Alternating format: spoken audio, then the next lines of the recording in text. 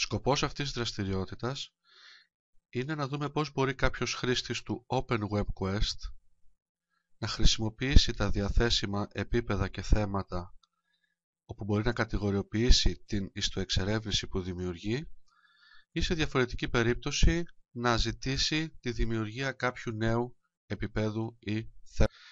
Για να δει τα διαθέσιμα στοιχεία κάποιος χρήστης θα πρέπει να μεταβεί στην επιλογή δημιουργία νέας ιστοεξερεύνησης, οπότε τα πρώτα δύο πεδία της φόρμας που πρέπει να συμπληρώσει περιέχουν αυτές τις πληροφορίες. Στην πρώτη λίστα, επίπεδο δραστηριότητας, παρατίθενται τα διαθέσιμα επίπεδα, π.χ. πρωτοβάθμια, δευτεροβάθμια και ούτω καθεξής.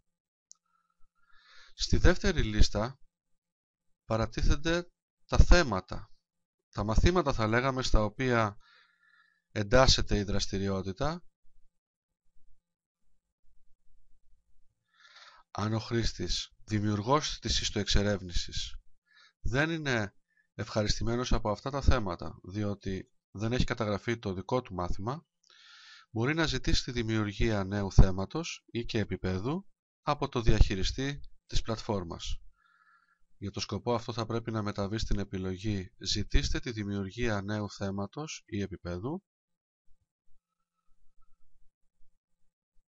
και να γράψει στα κενά πεδία το όνομα ή τα ονόματα των επιπέδων και των θεμάτων που ζητά.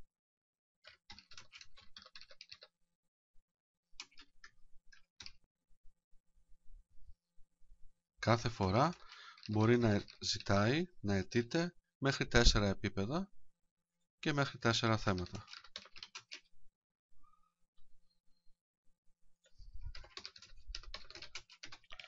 Μόλις ολοκληρώσει τη συμπλήρωση της λίστας, μπορεί να επιλέξει το κουμπί αποστολή, οπότε το αίτημα διαβιβάζεται στον διαχειριστή και είναι ο τελευταίος που θα κρίνει αν πρέπει να ενταχθούν αυτά τα επίπεδα και θέματα στην πλατφόρμα και στη συγκεκριμένη εγκατάσταση του OpenWebQuest.